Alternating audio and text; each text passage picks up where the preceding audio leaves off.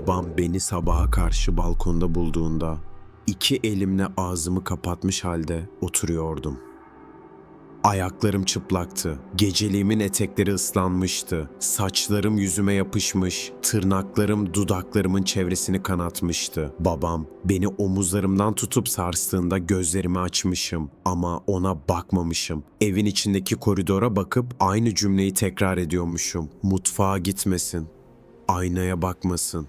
Bunların hiçbirini hatırlamıyorum. Benim hatırladığım son şey, odamın kapısına ulaşmaya çalışırken arkamdan gelen tabak sesleri. Bir de omzuma kadar uzanan bembeyaz bir el. O gece mutfakta en az 6 tabağın yere düşüp parçalandığını kendi gözlerimle gördüm. Çıkan sesi hala unutamıyorum. Fakat sabah olduğunda yerde tek bir kırık bile yoktu. Sadece daha önce evimizde hiç görmediğim beyaz bir tabak mutfak tezgahının üzerinde duruyordu ve tabağın tam ortasında ince, siyah bir çatlak vardı. Herkese merhaba. Benim adım Zeynep. Bu olaylar yaşandığında 14 yaşındaydım. Ortaokulun son sınıfına gidiyordum ve ailemle birlikte Çınarlı denilen küçük bir ilçede yaşıyordum. Anlatacağım hikaye hızlı başlamayacak. Çünkü o şey hayatıma bir gecede girmedi. Önce bir arkadaşımın anlattığı hikayenin içine saklandı. Sonra bir aynanın köşesinde göründü.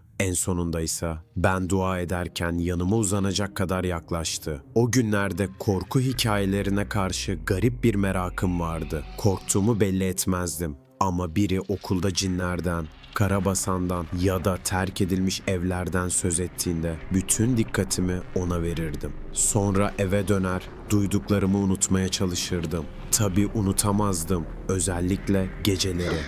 Ev sessizleştiğinde gün içinde dinlediğim her cümle zihnimde yeniden canlanırdı. Her gölgeyi bir insana, her gıcırtıyı bir adıma, her aynayı da arkamda duran bir şeye benzetirdim. Ama o zamana kadar gerçekten hiçbir şey görmemiştim. Her şey sınıf arkadaşım Melis'in bir pazartesi sabahı okula solgun bir yüzle gelmesiyle başladı. Melis normalde çok konuşkan bir kızdı. Sınıfa girer girmez herkese laf atar, teneffüslerde kahkahası koridorun sonundan duyulurdu. O sabah ise çantasını sırasına bıraktı ve tek kelime etmeden oturdu. Gözlerinin altı morarmıştı. Boynunda saçlarının arasına saklamaya çalıştığı kırmızı izler vardı. Yanına gidip ne olduğunu sordum. Önce anlatmak istemedi. Sonra kolumdan tutup beni koridorun tenha tarafına götürdü. Dün gece aynada bir şey gördüm, dedi. Gülmemi bekliyordu sanırım. Gülmedim. Nasıl bir şey? Etrafına bakındı. Sesini iyice kıstı. Beyazdı ama elbisesi beyaz değildi. Kendisi beyazdı. Ne demek istediğini anlayamadım. Yüzünü mü boyamıştı? Işık mı yansımıştı? Melis başını iki yana salladı. İnsan gibi duruyordu ama ayakları yere değmiyordu. Saçları çok uzundu. Aynanın içinde arkamda belirdi. Döndüğümde kimse yoktu. Tekrar aynaya baktığımda daha yakındı. Bunları anlatırken elleri titriyordu. Ben korktuğunu düşünmüş, anlattıklarının yarısını uydurduğuna karar vermiştim. Çünkü insan inanmak istemediği şeyleri açıklamakta çok beceriklidir. O gün ona "Rüya görmüşsündür," dedim. Keşke sadece bunu söylemekle kalsaydım. Ama gençliğin verdiği o düşüncesiz merakla ona ayrıntılarını da sordum. Yüzü var mıydı? Gözleri nasıldı? Saçları ne kadar uzundu? Sana dokundu mu?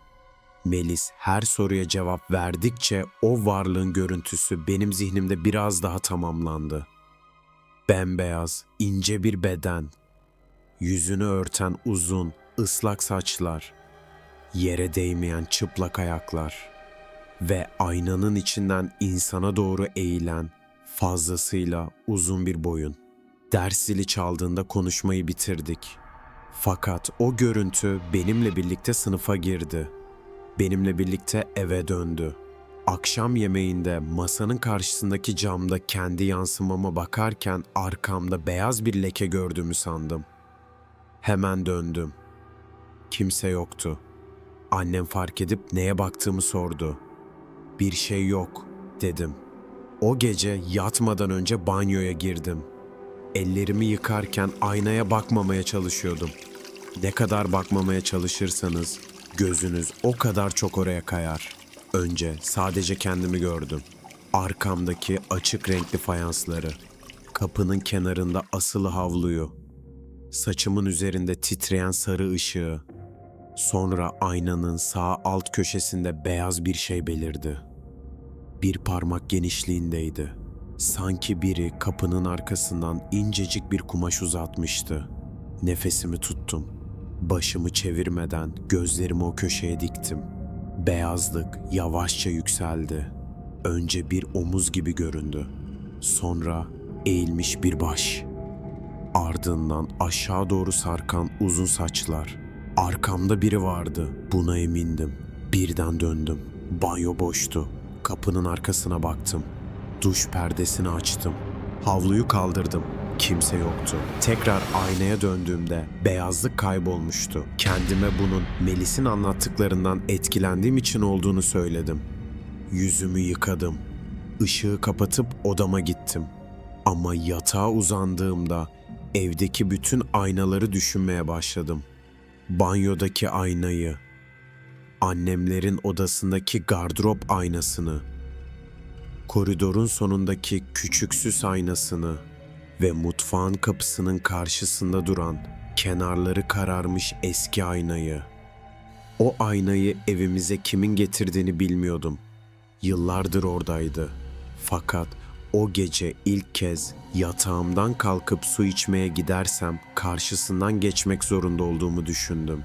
Saatin kaç olduğunu bilmiyordum. Bir ara uyuyakalmışım. Gözlerimi açtığımda odanın içi tamamen karanlıktı. Dilim damağıma yapışmıştı. Susamıştım. Telefonuma baktım. Saat 01:03'tü. Koridordan mutfağa uzanan karanlığa baktım. Gitmemek için bir süre bekledim. Sonra kendi korkumdan utanıp yataktan kalktım.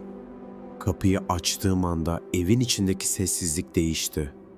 Sanki ben uyanınca evde başka bir şey de gözlerini açmıştı. Koridora çıktım. Tam mutfağa doğru ilk adımımı atacaktım ki duvardaki eski aynadan bir saç teli sarktı. Sonra bir tane daha. Ardından beyaz bir yüz aynanın üst kenarından baş aşağı uzandı. Ve ben o an Melis'in bana her şeyi anlatmadığını anladım. Çünkü aynadaki varlık bana bakmıyordu. Gözleri kapalıydı ama dudakları hareket ediyordu. Benim adımı söylüyordu. Zeynep. Sesi aynanın içinden gelmiyordu. Kulağımın hemen arkasında fısıldanıyordu. Boynumun arkasındaki tüyler bir anda diken diken oldu. Başımı çevirmek istedim ama yapamadım. Gözlerimi aynanın içindeki beyaz yüze kilitlemiştim. Varlık baş aşağı duruyordu. Uzun saçları aynanın yüzeyinden aşağı sarkıyor. Görünmeyen bir suyun içinde hareket ediyormuş gibi ağır ağır dalgalanıyordu. Yüzünün büyük kısmını saçları örtüyordu. Yalnızca dudakları görünüyordu. Soluk, ince ve neredeyse renksiz dudaklar. Zeynep. Bu kez ses biraz daha yakından geldi.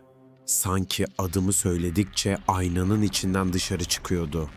Geriye doğru bir adım attım. Ayağım koridordaki halının kenarına takıldı. Dengemi kaybedip duvara yaslandım. Aynadaki baş bir anda yukarı çekildi. Beyaz yüz kayboldu. Saçlar da ardından karanlığın içine süzüldü. Aynada yeniden yalnızca ben vardım.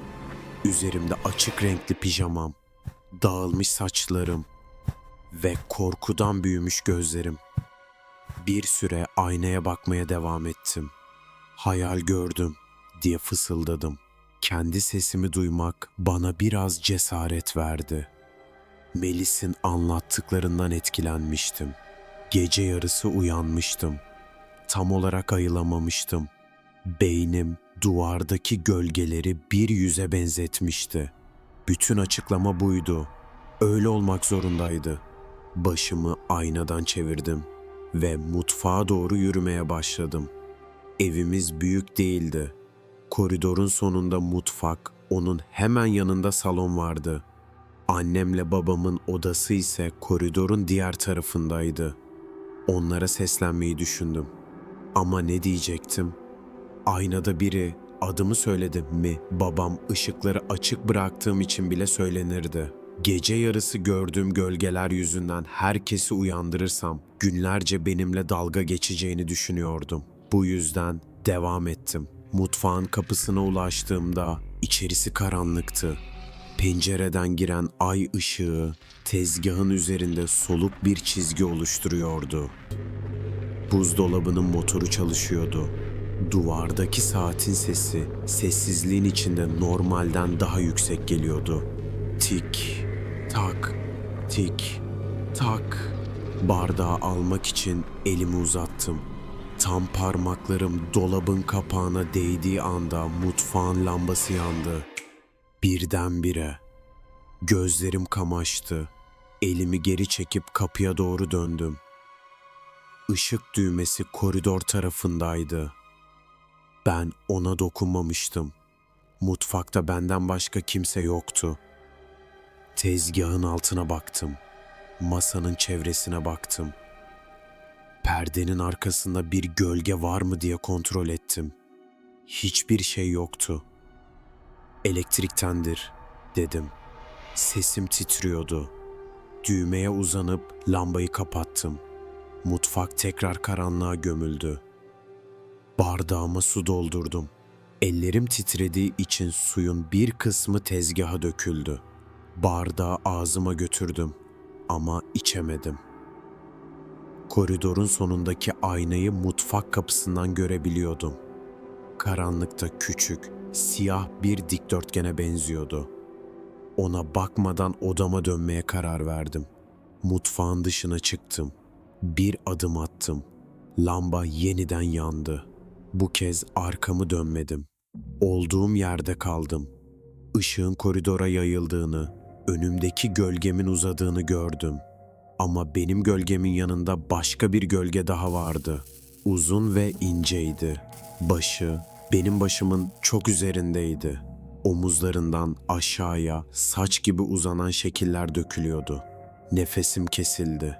Gölge bana doğru eğildi. Ben dönmeden önce mutfaktaki lamba söndü. Koridor karanlığa gömüldü.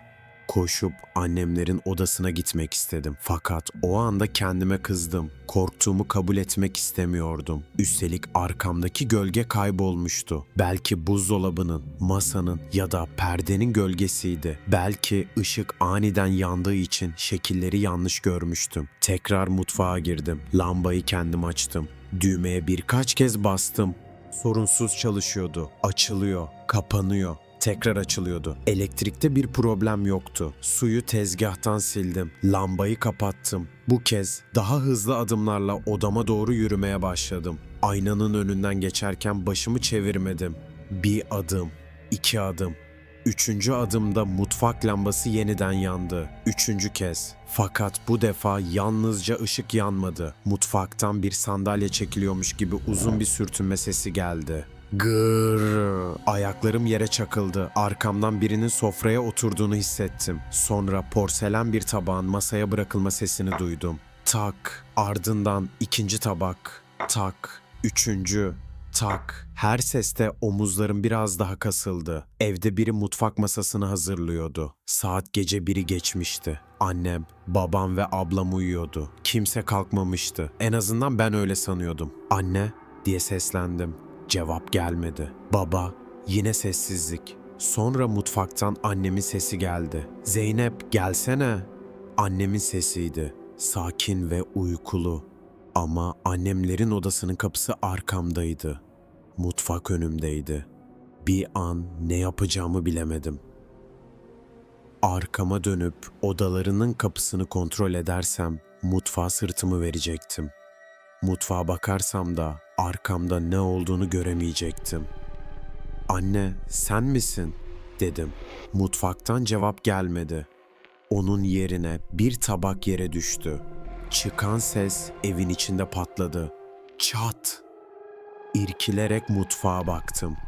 Beyaz bir tabak zeminde parçalanmıştı. Kırık parçalar ay ışığında parlıyordu. Hemen ardından dolabın kapağı kendi kendine açıldı. Raflarda üst üste duran tabaklar titremeye başladı. İlk başta hafifçe, Sonra giderek daha sert, porselenlerin birbirine çarpmasından ince, keskin sesler çıkıyordu. Bir tabak rafın kenarına kaydı, düştü. Ardından bir başkası daha. Tabaklar sanki görünmeyen eller tarafından üzerime fırlatılıyordu. Sağımdaki duvara çekildim. Bir tabak omzumun yanından geçip koridorda parçalandı. Bir diğeri ayaklarımın önüne düştü. Kırıklar koridorun zeminine yayıldı. Çığlık atmak istedim. Fakat ailemden hiç kimse uyanmıyordu. Bu kadar gürültünün içinde evde yalnızmışım gibi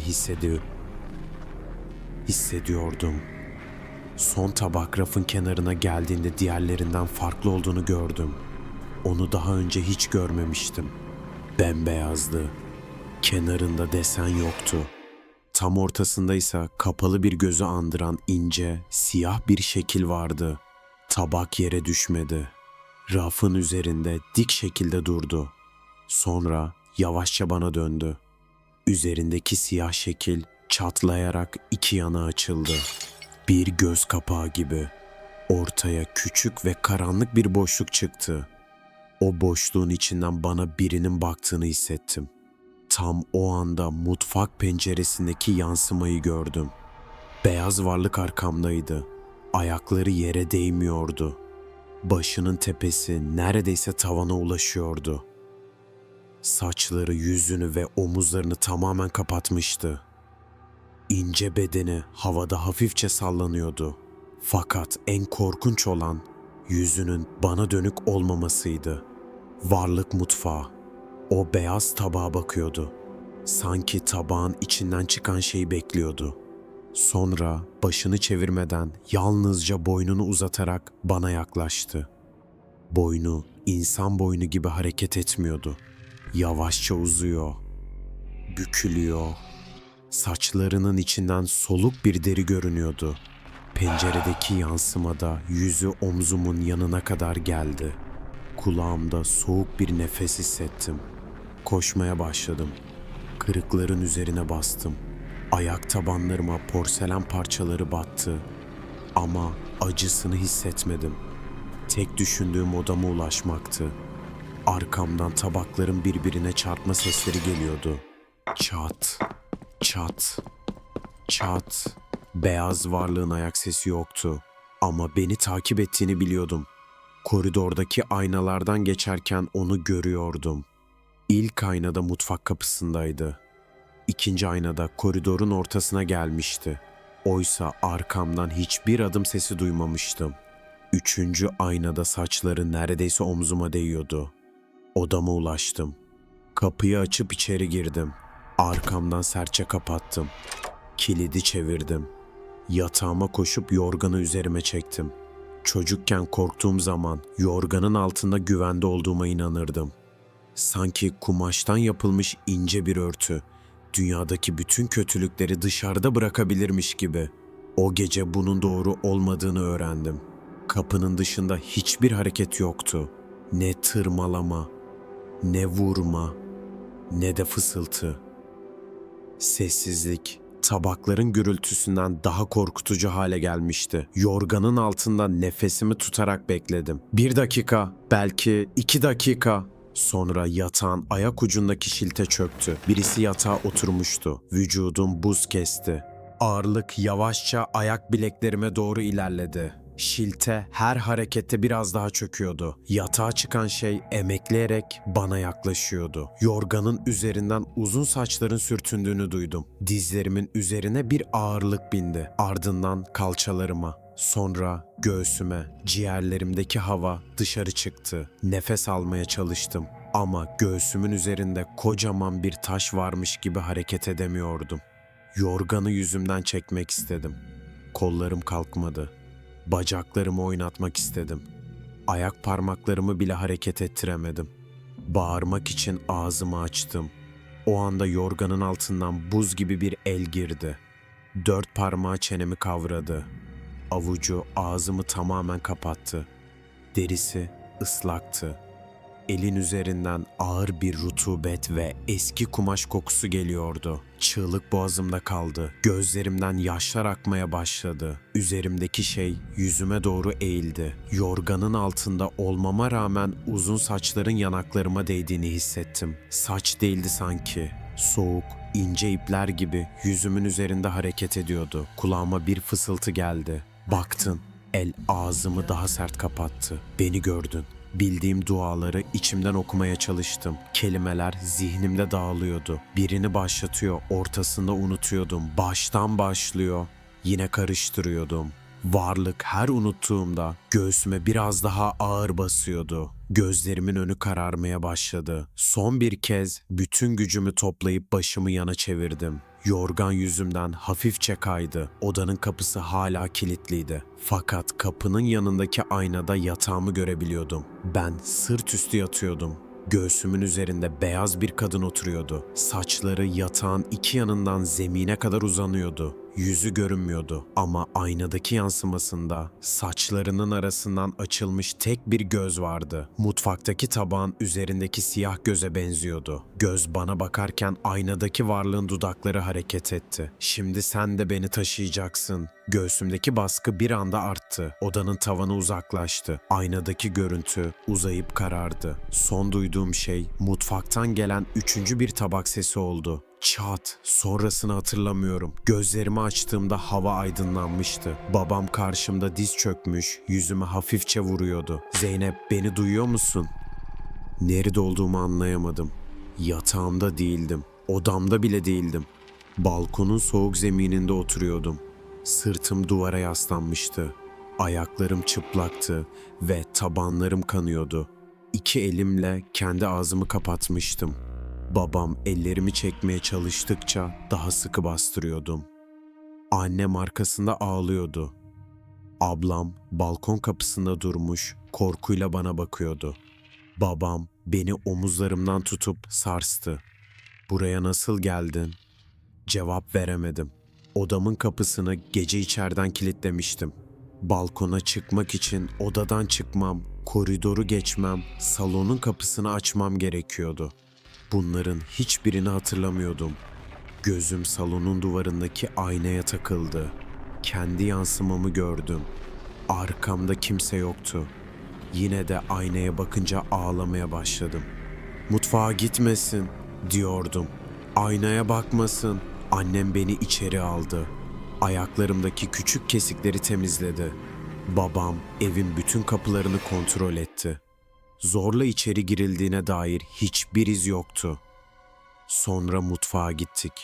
Gece parçalandığını gördüğüm tabakları düşünüyordum. Zeminin kırıklarla dolu olması gerekiyordu. Ama mutfakta tek bir kırık yoktu. Dolaptaki bütün tabaklar yerli yerindeydi. Masada sandalye çekilmemişti. Tezgah temizdi. Annem, "Burada hiçbir şey olmamış," dedi. Bana inanmadığını sesinden anlayabiliyordum. Dolabın kapağını açtım. Rafları tek tek kontrol ettim. Bütün tabaklar tanıdıktı. Çiçek desenli olanlar, mavi kenarlılar. Misafir geldiğinde kullandıklarımız. Tam rahatlayacakken tezgahın köşesinde duran tabağı gördüm. Bembeyazdı. Daha önce evimizde hiç görmemiştim. Ortası gece gördüğüm tabaktaki gibi dümdüzdü.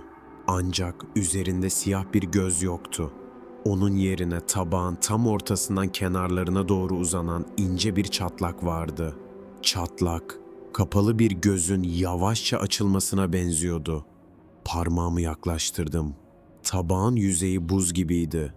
Dokunduğum anda mutfak lambası bir kez yanıp söndü. Annem bunu elektrik dalgalanması sandı. Babam sigortayı kontrol etmeye gitti. Ben ise tabağı elimden bıraktım. Çünkü çatlağın içinden çok kısık bir ses gelmişti. "Bir kişi daha." O gün okula gitmedim. Öğlene kadar odamda oturdum. Aynanın üzerine bir havluyla kapattım. Banyoya yalnız giremedim. Annem yaşadığım şeyin kabus olduğunu söylüyordu. Babam ise uyur gezerlik yaptığımı düşünüyordu.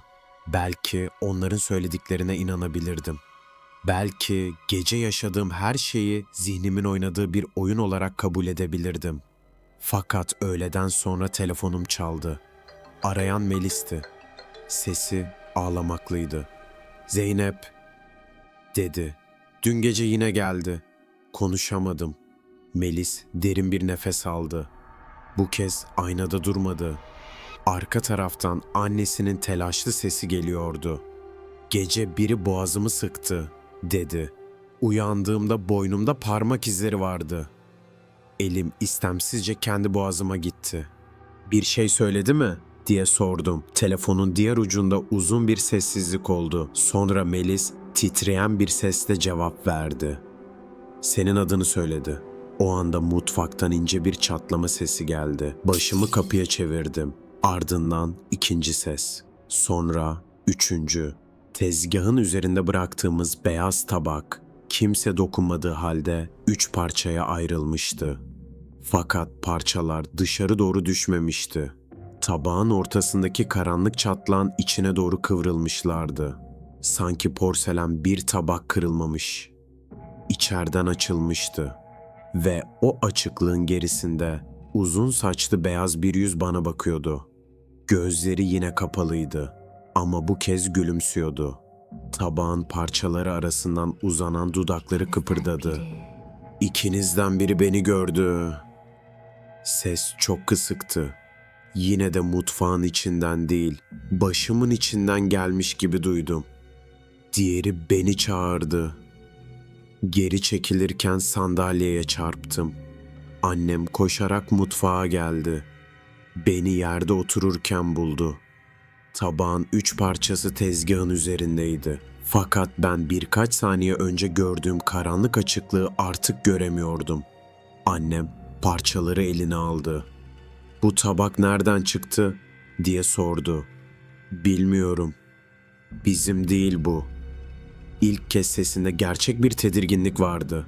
Parçalardan birini ışığa kaldırdı. Tabağın ortasındaki çatlak siyah bir saç teli kadar inceydi. Fakat annem parçayı çevirdiğinde çatlağın yer değiştirdiğini gördüm. Çizgi porselenin üzerinde yavaşça kayıyordu. Bir damar gibi. Annem fark etmedi. Tabağı çöpe atmak için elini uzattığında bağırdım. "Evde kalmasın!" Sesim o kadar sert çıktı ki annem irkilip bana baktı. Parçaları bir poşete koyduk. Babam eve dönünce dışarıdaki çöp konteynerine götürdü. O gece mutfaktaki aynanın üzerini kalın bir örtüyle kapattık. Babam bunu yalnızca beni sakinleştirmek için yaptığını söyledi. Ama örtüyü aynaya asarken kendisi de cama bakmamaya çalışıyordu. Çünkü aynanın alt kenarında 5 tane uzun parmak izi vardı. İzler içerideydi. Camın arkasında. Ertesi gün Melis okula geldi. Boynuna boğazlı bir kazak giymişti. Hava sıcak olmasına rağmen kazağını çıkarmıyordu. Teneffüste onu arka bahçeye götürdüm. Başımızdan geçenleri birbirimize anlattık. Ben tabağı söylediğimde yüzü değişti. "Bizim evde de var," dedi. "Nedir?" "Beyaz bir tabak." Meğer varlığı ilk gördüğü gece annesi pazardan eski porselenler almış. İçlerinden biri desensiz, dümdüz beyaz bir tabakmış. Melis tabağı odasına götürüp aynanın önüne koymuş. "Niye?" diye sordum. Omuzlarını kaldırdı. "Bilmiyorum. O an koymam gerekiyormuş gibi hissettim." Bunu söylemesi bile içimi ürpertmeye yetti. "Beni sen mi çağırdın?" dedim. Melis gözlerini kaçırdı. "Varlığı gördüğüm gün sana anlatmak istememiştim. Ama sabah olduğunda aklımda yalnızca sen vardın. Sanki birisi bunu sana söylemem gerektiğini fısıldıyordu." O anda tabağın söylediği cümleyi anladım. İkimizden biri onu görmüştü. Diğeri ise hikayeyi dinleyerek kapıyı açmıştı. Belki de bazı şeyleri çağırmak için adlarını bilmek gerekmiyordu. Onları zihninizde yeterince ayrıntılı hayal etmeniz yetiyordu. Melis'le bir daha bu konuyu konuşmamaya karar verdik. Aynalara bakmayacak, beyaz tabakları evden çıkaracak. Gece ses duysak bile karşılık vermeyecektik. Çocukça bir anlaşmaydı ama o gün bize mantıklı gelmişti. Eve döndüğümde annem evin bütün aynalarını örtmüştü. Babam hala uyur gezer olduğumu düşünüyordu. Yine de birkaç gece salondaki koltukta yatacağını söyledi. İlk gece hiçbir şey olmadı. İkinci gecede. Üçüncü gece korkum biraz azaldı. Belki gerçekten bitmişti. Belki tabağa atınca aramızdaki bağ kopmuştu. Dördüncü gece yatsı namazını kılmak için odama geçtim. Aynanın üzerindeki örtü yerindeydi. Kapıyı kapattım. Seccadeyi yere serdim. Namaza başladığımda garip bir huzursuzluk hissettim. Odanın havası ağırlaşmıştı. Sanki pencere kapalı değil de duvarların içinden rutubet sızıyordu. İlk rekatta arkamda birinin yürüdüğünü duydum. Çıplak ayakların halıya sürtünme sesi. Dönmedim. Kendime bunun evdeki sıradan seslerden biri olduğunu söyledim. Okumaya devam ettim. Sese dikkat etmemeye çalıştıkça daha çok yaklaştı. Arkamda durdu. Sonra seccadenin sağ tarafındaki zemin hafifçe çöktü. Birisi yanıma diz çökmüştü. Boğazım kurudu. Kelimeler birbirine karışmaya başladı. Daha önce bildiğim cümleleri söylemekte zorlanıyordum. Tam secdeye eğildiğimde sırtıma bir ağırlık bindi. Önce küçük bir çocuk oturmuş gibi hafifti. Sonra giderek arttı. Belim büküldü. Göğsüm yere doğru bastırıldı. Nefes almaya çalışırken uzun saçlar ellerimin üzerine düştü. Saçların uçları parmaklarımın arasına girdi. Soğuk ve ıslaktı. Başımı kaldıramıyordum. Dua etmeye çalıştım. Ağzımdan ses çıkmadı. O sırada sağ kulağıma bir fısıltı geldi. "Beni evden attığını mı sandın?"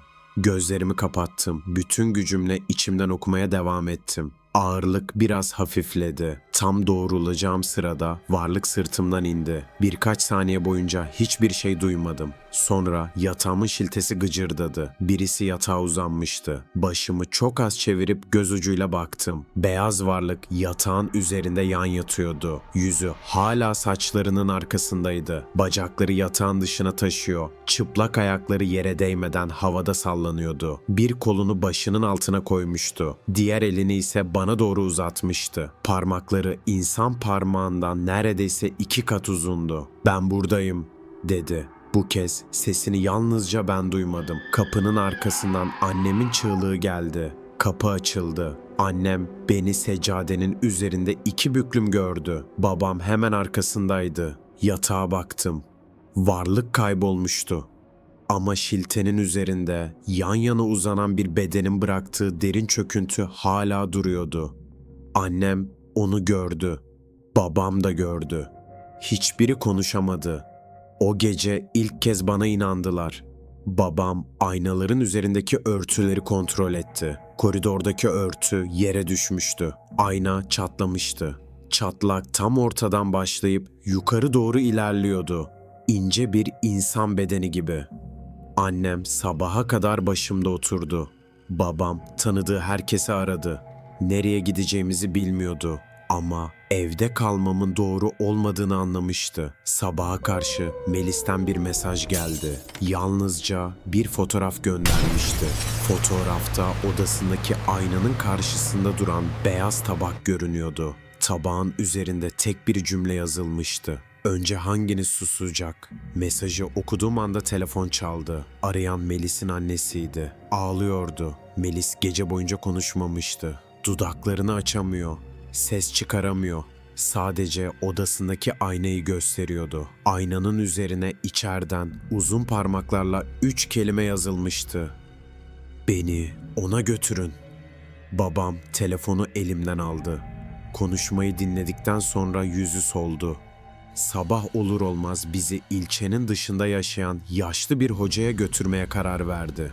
Fakat evden çıkmadan hemen önce mutfaktan porselen sesi geldi. Tak, sonra ikinci, tak ve üçüncü, tak. Aynanın üzerindeki örtü yavaşça yere düştü. Camda benim yansımam vardı, annemin, babamın, bir de hepimizin arkasında duran beyaz varlığın. Bu kez gözleri açıktı ve ilk defa yüzünün bana değil, babamın elindeki araba anahtarına baktığını gördüm. O an anladım. Evden çıkmamızı engellemeye çalışmayacaktı. Bizimle birlikte gelecekti. Babam anahtarları cebine koydu. Annem koluma girdi. Aynanın önünden geçerken hepimiz başımızı çevirdik ama ben son anda baktım. Beyaz varlık aynanın içinde değildi artık. Yansımamızın arkasında duran boşlukta saçları hala hareket ediyordu. Arabaya bindiğimizde hava yeni aydınlanıyordu. İlçeden çıkıp toprak yola girdiğimiz anda arka koltuk çöktü. Yanımda kimse yoktu. Yine de emniyet kemeri kendi kendine gerildi. Camdaki yansımaya bakmamaya çalıştım. Fakat sağ kulağımda aynı fısıltıyı duydum. Ben buradayım. Gözlerimi kapattım. Annemin elini tuttum. Babam aynadan bize baktı ama hiçbir şey söylemedi. Yaşlı hoca ilçenin dışında tek katlı bir evde yaşıyordu. Bizi kapıda bekliyordu sanki. Adı Halil Hoca'ydı. Ben daha içeri girmeden yüzüme baktı. Sonra anneme döndü. "İki kız da aynı şeyi mi gördü?" diye sordu. Kimse ona Melis'ten bahsetmemişti. İçeri girdiğimizde evde ayna olmadığını fark ettim. Duvarlarda boş çerçeveler vardı. Masanın üzerinde ise ters çevrilmiş beyaz bir tabak duruyordu. Hoca tabağı kaldırmadı. "Bazı eşyalar sadece eşya değildir," dedi. "İnsan korkusunu bir şeye bağlarsa o şey kapıya dönüşür. Ayna gösterir, porselen taşır. Söz ise yolu açar." Melis'in varlığı gördüğünü, bana anlattığını ve ardından iki evde de beyaz tabakların ortaya çıktığını söyledim. Hoca uzun süre sustu. "Arkadaşın gördüğünü sana anlatırken korkusunu da verdi," dedi. "Sen dinlerken onu zihninde tamamladın. O da seni gördü." "Kim?" Hoca tabağın üzerine baktı. "Adını bilmiyoruz. Bilmemiz de gerekmiyor." Tam o anda masadaki tabak kendi kendine döndü. Alt yüzünde ince siyah bir çatlak vardı. Çatlak açılırken odanın köşesindeki camlı dolapta beyaz bir silüet belirdi. Saçları tavandan yere kadar uzanıyordu. Babam ayağa kalktı. Annem çığlık attı. Hoca ise yerinden kıpırdamadı. "Bakma," dedi. "Sana ne söylerse söylesin, cevap verme." Varlık dolabın camından çıktı. Cam kırılmadı. Sanki suyun içinden geçer gibi yüzeyden süzüldü. Ayakları yere değmedi. Doğrudan bana yaklaştı. Bu kez yüzünü gördüm. Gözlerinin olması gereken yerde iki derin çukur vardı. Ağzı yoktu. Sonra yüzünün ortasında ince bir çizgi açıldı. O çizgiden Melis'in sesi çıktı. "Zeynep, yardım et." Ayağa kalkmak istedim. Hoca omzuma bastı. Bu onun sesi değil. Varlık yaklaşmaya devam etti. Önce göğsüm ağırlaştı. Sonra boğazım kapandı. Ellerim istemsizce ağzıma gitti. Balkonda beni buldukları sabah neden kendi ağzımı kapattığımı o an anladım. O şey konuşmamı engellemiyordu. Benim ağzımdan konuşmaya çalışıyordu. Dudaklarım açıldı. Fakat çıkan ses bana ait değildi. "Beni ona götürün." Annem ağlamaya başladı. Babam kolumdan tuttu. Hoca masadaki tabağı ters çevirdi ve üzerine daha önce hazırladığı küçük kağıdı koydu. Bana nefes almamı söyledi. "Onun sesini dinleme. Kendi sesini hatırla." İçimden bildiğim duaları okumaya başladım. Varlık yüzünü bana yaklaştırdı. Saçları omuzlarıma dolandı. Göğsümdeki ağırlık arttı. Ama bu kez kaçmadım. Korktuğumu kabul ettim ve okumaya devam ettim. Masadaki beyaz tabak ortasından çatladı. Aynı anda varlığın yüzündeki çizgi de ikiye ayrıldı. İçinden çıkan ses bir anda Melis'in sesinden benim sesime dönüştü. "Ben buradayım." "Hayır," dedim. Hayatımda ilk kez ona cevap verdim. "Sen burada değilsin." Hoca hazırladığı muskayı boynuma taktı. Varlık birden geriye çekildi. Saçları odanın içinde savruldu. Camlı dolabın yüzeyi çatladı. Masadaki tabak parçalandı. Sonra her şey sustu. Melis'i de aynı gün oraya getirdiler. Boynundaki izler birkaç hafta içinde soldu. Benim üzerimdeki ağırlık da zamanla azaldı. Halil Hoca, muskanın tek başına korumayacağını söyledi. "Aynayı örtmek yetmez," dedi. Korkuyu da sürekli beslemeyeceksin. O günden sonra geceleri aynalara uzun süre bakmadım. Beyaz tabak kullanmadım. Duyduğum her sesi anlamlandırmaya çalışmaktan vazgeçtim. Olaylar tamamen bitmedi. Bazen namaz sırasında yatağın şiltesi hala çökerdi. Bazen kulağımın yanında çok uzaktan gelen bir ses, "Ben buradayım," derdi. Ama artık üzerime çöken ağırlık eskisi kadar güçlü değildi. Yıllar geçti. Evden ayrıldım. Başka bir şehirde yaşamaya başladım. Geçen ay annem eski eşyaları toplarken beni aradı. Mutfaktaki aynayı duvardan indirmişler. Arkasında yıllardır sıkışmış duran küçük bir porselen parçası bulmuşlar. Bembeyazmış. Tam ortasında da kapalı bir göze benzeyen siyah bir çatlak varmış. Annem parçayı çöpe attığını söyledi. O gece saat 01.03'te uyandım. Mutfaktan 3 porselen sesi geldi. Yatağımdan kalkmadım. Aynaya bakmadım. Sadece boynumdaki muskayı tuttum ve sessizce bekledim. Sonra yanı başımdaki şilte yavaşça çöktü. Uzun saçların yastığımın üzerine yayıldığını hissettim. Ve yıllardır duymadığım o ses kulağıma fısıldadı. "Beni evden attığını mı sandın?" Şimdi size bu hikayeyi anlatırken odamda hiçbir ayna yok. Beyaz tabak da kullanmıyorum. Ama bazen insan bazı şeyleri görmemekle onlardan kurtulduğunu sanıyor. Oysa aynalar yalnızca yansıtır. Asıl kapı insanın zihninde açılır. Bu anlatı size tanıdık geldiyse yaşadığınız benzer olayları yorumlarda paylaşabilirsiniz. Lumenigma Project'te bunun gibi açıklanamayan vakaların devamı için kanala abone olmayı ve videoyu beğenmeyi unutmayın. Çünkü bazen başka birinin anlattığı tek bir hikaye, yıllardır kapalı duran bir kapıyı yeniden aralamaya yeter. Bu gece bir aynanın önünden geçerken yansımanız sizden bir an geç hareket ederse hemen arkanıza dönmeyin.